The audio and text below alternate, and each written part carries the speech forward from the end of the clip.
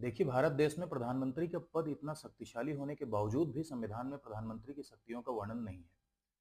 संविधान में प्रधानमंत्री की शक्तियों का वर्णन इसलिए नहीं है क्योंकि भारत देश में संसदीय प्रणाली है और संसदीय प्रणाली में दोहरी कार्यपालिका होती है। एक नाम मात्र की कार्यपालिका जो कि राष्ट्रपति है और एक वास्तविक कार्यपालिका जो कि मंत्रिपरिषद है जिसका प्रमुख प्रधानमंत्री है। तो समस्त कार्यपालिका की शक्तियां राष्ट्रपति में निहित होती हैं।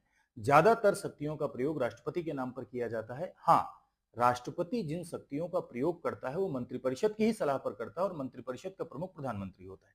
इसीलिए प्रधानमंत्री वास्तविक नेता होता है, प्रधानमंत्री वास्तविक प्रमुख है और प्रधानमंत्री भारत देश में वास्तविक कार्यपालिका की प्रमुख की भूमिका निभाता है।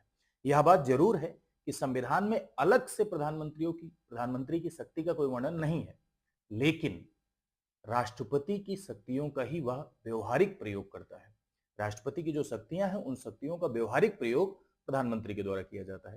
कंफ्यूज मत होइएगा कि राष्ट्रपति की समस्त शक्तियों का व्यवहारिक प्रयोग करता है क्या, नहीं, ऐसा नहीं है।